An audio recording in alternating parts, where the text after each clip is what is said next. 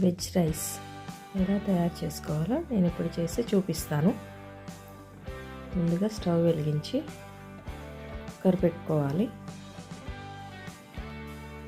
Cooker కొంచెం వేడయిన తర్వాత దాంట్లో ఒక స్పూన్ నెయ్యి, ఒక స్పూన్ ఆయిల్ వేసుకోవాలి. ఆయిల్ వేడయ్యాక ఒక స్పూన్ జీలకర్ర, కొద్దిగా సాజీరా వేసుకోవాలి. ఇందులో ఎలాంటి మసాలాలు వేయట్లేదు నేను. ఒక కప్పు ఉల్లిగడ్డ ముక్కలు, కొద్దిగా పచ్చిమిర్చి చీలికలు, కొద్దిగా ఆలుగడ్డ ముక్కలు, కొద్దిగా బీన్స్ ముక్కలు, కొద్దిగా క్యారెట్ ముక్కలు, కొంచెం కరివేపాకు వేసి మంచిగా కలుపుకోవాలి. వీటిని కొద్దిగా ఫ్రై అవ్వనివ్వాలి. కొంచెం 1 మినిట్ అలా ఫ్రై అవ్వాలి. తర్వాత దీంట్లోకి పచ్చి బఠానీలు వేసుకోవాలి.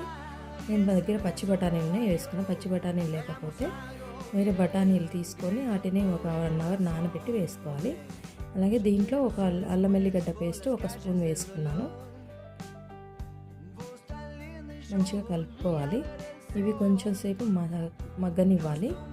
కొద్దిగా లైట్గా ఫ్రై చేసుకొని మగ్గనివ్వాలి. ఇప్పుడు ఒక స్పూన్ సాల్ట్ వేసుకోవాలి. సాల్ట్ చూసుకొని సరిపోని వేసుకోవాలి. తగినంత సాల్ట్ వేసుకోవాలి. సాల్ట్ వేసుకొని మంచిగా కలుపుకోవాలి. మంచిగా ఇవి ఫ్రై అవ్వనివ్వాలి. కొద్దిగా లైట్గా ఒక 2 మినిట్స్ ఫ్రై అవ్వనివ్వాలి. ఆ తర్వాత నేను గ్లాస్ రైస్ తీసుకున్నాను. దానికి 2.5 గ్లాస్ వాటర్ పోస్తున్నాను. 2.5 గ్లాస్ అంటే ఇందులో వెజిటేబుల్స్ వేసాను కదా, అవి కూడా కుక్ అవ్వాలి కనుక నేను 2.5 గ్లాస్ వాటర్ వేస్తున్నాను. వాటర్ వేసి అవి మసిలిన తర్వాత కడిగి పెట్టుకున్న రైస్ని ఇందులో వేయాలి. నేను ముందుగానే కడిగి పెట్టుకొని 1/2 అవర్ నానబెట్టుకున్నాను రైస్ని. ఆ రైస్ ఇందులో వేసి కలుపుకోవాలి. కొంచెం కుక్ అవ్వనివ్వాలి. కొద్దిసేపు కుక్ అయిన తర్వాత ఇప్పుడు ఒకసారి కలిపేసి కుక్కర్కి మూత పెట్టుకొని విజిల్ పెట్టుకోవాలి. 2 విజిల్స్ వచ్చిన వరకు పెట్టుకోవాలి. 2 విజిల్స్ వచ్చేసినాయి.